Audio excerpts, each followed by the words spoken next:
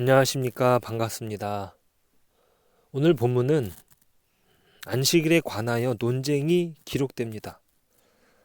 예수님과 제자들이 밀밭 사이로 지나가실 때 제자들이 이삭을 손으로 잘라 비벼 먹습니다. 지나가는 길에 배가 고파 잘라 먹은 것이죠. 그런데 이것이 문제가 되는 것은 이날이 안식일이었기 때문입니다. 오늘 본문의 1절이 안식일에로 시작하는 이유가 그렇습니다. 안식일이 아니었다면 문제가 되지 않았을 것이죠. 2절에 어떤 바리새인들이 말합니다. 어떤 바리새인들이 말하되 어찌하여 안식일에 하지 못할 일을 하느냐. 안식일이 아니었다면 걸고 넘어가지 않았을 문제라는 것이죠. 안식일에 제자들이 이삭을 손으로 잘라 비벼 먹은 것은 일종의 추수 행위로 보고 일을 했다. 계명을 어겼다는 것으로 보았던 것입니다. 사실 계명에는 어떻게 기록되어 있습니까? 출애굽기 20장에 기록되었는데요. 8절부터 보시면 안식일을 기억하여 거룩하게 지키라. 엿새 동안은 힘써 내 모든 일을 행할 것이나 일곱째 날은 내 하나님 여호와의 안식일인즉 너나 내 아들이나 내 딸이나 내 남종이나 내 여종이나 내 가축이나 내 문 안에 머무는 객이라도 아무 일도 하지 말라. 이는 엿새 동안에 나 여호와가 하늘과 땅과 바다와 그 가운데 모든 것을 만들고 일곱째 날에 쉬었음이라. 그러므로 나 여호와가 안식일을 복되게 하여 그 날을 거룩하게 하였느니라. 분명히 성경에서는 안식일에는 쉬라고 기록되어 있습니다. 왜냐하면 하나님께서도 쉬셨기 때문이에요. 하나님의 창조하신 일을 기억하라고 정하신 것입니다. 하나님께서 창조주 되심을 기억하는 것이죠. 신명기 5장에 가시면 안식일의 의미가 더 풍부해집니다. 5장 12절부터 15절이에요. 내 하나님 여호와가 내게 명령한 대로 안식일을 지켜 거룩하게 하라. 엿새 동안은 힘써 내 모든 일을 행할 것이나 일곱째 날은 내 하나님 여호와의 안식일인즉 너나 내 아들이나 내 딸이나 내 남종이나 내 여종이나 내 소나 내 낙이나 내 모든 가축이나 내 문 안에 유하는 객이라도 아무 일도 하지 못하게 하고 내 남종이나 내 여종에게 너같이 안식하게 할지니라. 너는 기억하라. 내가 애굽 땅에서 종이 되었더니 내 하나님 여호와가 강한 손과 편팔로 거기서 너를 인도하여 내었나니 그러므로 내 하나님 여호와가 내게 명령하여 안식일을 지키라 하느니라. 신명기 5장에서 안식일은 구원을 주시는 하나님을 기념하는 날로 그 내용이 깊어집니다. 신약 시대에 우리가 지키는 주일은 안식 후 첫날입니다. 이것은 안식일의 정신을 이으면서 그 내용이 예수 그리스도를 통하여 풍성해집니다. 그날은 예수님께서 부활하신 날, 안식 후 첫날입니다. 그래서 자연스럽게 우리 신약시대 성도들은 이 주일을 성일로, 안식일이 아니라 주의 날로 지킵니다. 이것은 예전에는 안식일이 창조와 구원의 하나님이 신앙적으로 기억되고 우리의 삶으로 보이는 날이었다면 신약시대에 와서 부활의 승리까지 주일에 더하여 하나님의 역사가 풍성하게 우리에게 허락된 날입니다. 자, 그런데 이런 본래적인 의미를 놓친 채 하나의 규칙 체계로 어떤 법을 지키는 식으로 바리새인들이 지키고 있었던 것입니다. 가령 안식일에 아이를 안는 것은 허용되었습니다. 하지만 돌을 드는 것은 노동이라고 해서 허용되지 않았습니다. 그렇다면 돌을 든 아이를 안는 것은 어떻게 할 것인가? 걱정된 거죠. 어떤 규정을 지키는 것에 대한 강박적인 생각이 율법사에게 달려가 묻는 것이에요. 돌을 든 아이는 우리가 안식일에 안아도 되는 겁니까? 그러면 답을 해줍니다. 돌을 든 아이를 안는 것은 노동이니 않으면 안 된다. 그래서 오늘날에도 그런 전통이 내려와서 유대인들이 지내는 아파트에는 안식일이면 모든 엘리베이터 문이 매 층마다 자동으로 열리게 해두었다는 거예요.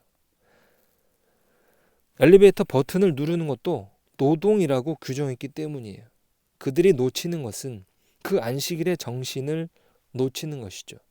창조의 하나님, 구원의 하나님, 오늘날로는 부활의 주님을 놓치고 그 규정만 남아있는 것입니다. 오늘 본문에서 예수님께서 안식일 논쟁의 중요한 답을 제시하십니다.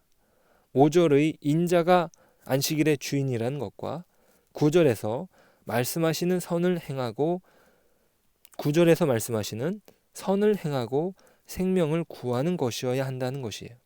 어떤 규칙이나 규정이 중요한 것이 아니라는 것이죠. 이들이 안식일을 지키기 위해서 만든 규칙이 300개가 넘습니다. 그 규칙 안에서 그들이 안전하다고 생각했지만 정작 그들이 잃어버리는 것은 안식일의 주인이신 주님이요 생명이었던 것입니다. 예수님께서 드시는 설명은 무엇이냐면 3절에 예수께서 대답하여 이르시되 다윗이 자기 및 자기와 함께한 자들이 시장할 때에 한 일을 읽지 못하였느냐? 그가 하나님의 전에 들어가서 다만 제사장 외에는 먹어서는 안 되는 진설병을 먹고 함께한 자들에게도 주지 아니하였느냐? 이것이 성경에 기록된 내용이죠. 이 진설병이라는 것은 성전에서 상 위에 진열해 놓은 떡입니다. 늘 그 떡을 진열해 놓아야 되는데 제사장들만 먹을 수 있는 것이었어요. 그러나 당시 다윗이 그 부하들과 사울로부터 도망을 치면서 너무 고단하고 배가 고파서 그 진설병을 자기와 그 부하들이 함께 먹었습니다. 그러니까 예수님께서 하시는 말씀은 무엇이냐? 안식일을 지키기 위하여 굶어 죽지 말고 사람의 필요 앞에서 성경의 계명들이 오히려 섬길 수 있다고 얘기하는 것이에요. 사람을 성경의 계명이 섬긴다. 이것이 놀라운 일입니다.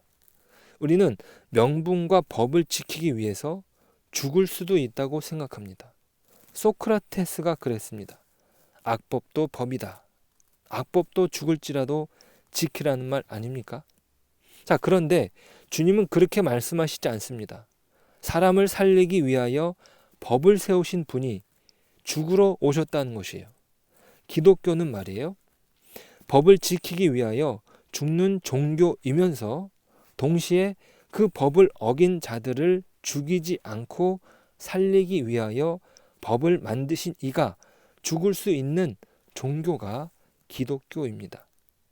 안식일을 거룩히 지키라고 하여 하나님께서는 그것으로 자신의 권위를 세우시기 위하여 강요하시는 것이 아니라는 것입니다. 우리 인간들이 만드는 잘못된 종교를 보면 신에게 잘 보이기 위하여 자기를 자해하고 죽이고 그럽니다. 엘리야 반대편의 바알과 아세라 제사장들은 창으로 자신을 막 찌르잖아요. 그러니까 인간이 스스로 자해하고 죽는 것으로 그 진정성을 보인다는 것이에요. 그만큼의 진정성만한 것이 없거든요. 그렇게 해서 신을 만족시켜야 된다고 생각하는 것이 인간이 가지는 진정성이요 신에 대한 이해인 것입니다. 하지만 기독교는 그 반대입니다. 안식일의 주인, 창조와 구원과 부활의 주인이신 하나님께서 당신이 하나님 대신 권세와 권위를 내려놓고 우리를 섬김으로써 당신이 하나님 되심을 증명하셨는가 라고 안식일을 해석할 것을 요구하고 계십니다.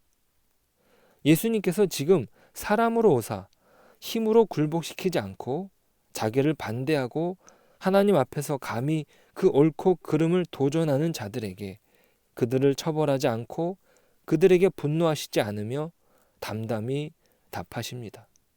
내가 안식일의 주인이다. 내가 그것 만든 하나님이다. 너희를 위하여 내가 이 땅에 왔느니라. 인간의 가장 중요한 필요, 인간의 가장 긴급한 요구에 대해서 나는 늘 귀를 기울였고 너희를 위할 준비가 되어 있는 하나님이다.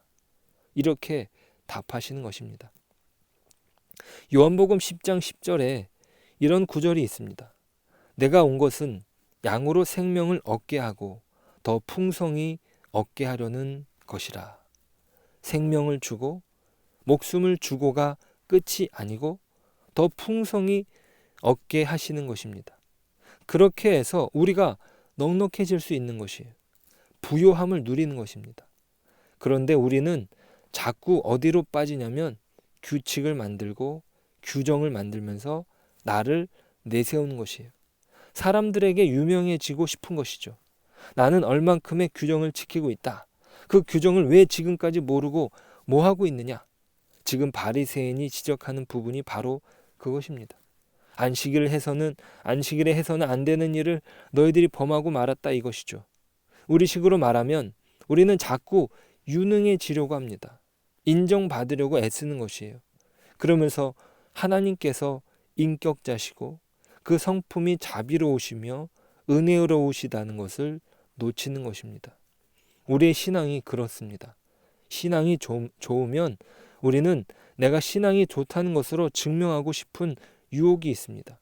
내가 얼만큼 기도하고 있다. 성경을 몇 번 읽었다. 금식을 얼마나 했다. 뭐 그런 식으로 가면서 하나님과의 관계에서 인격자로서 대화하고 있는 부분을 자꾸 놓친다는 말입니다. 이것이 오늘 안식일 논쟁의 중요한 핵심입니다. 고린도후서 3장에 가면 이런 말씀이 있습니다. 1절부터 보겠습니다.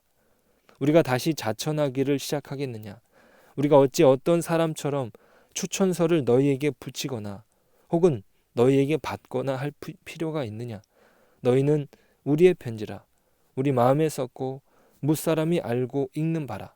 너희는 우리로 말미암아 나타난 그리스도의 편지니 이는 먹으로 쓴 것이 아니요 오직 살아계신 하나님의 영으로 쓴 것이며 또 돌판에 쓴 것이 아니요 오직 육의 마음판에 쓴 것이라.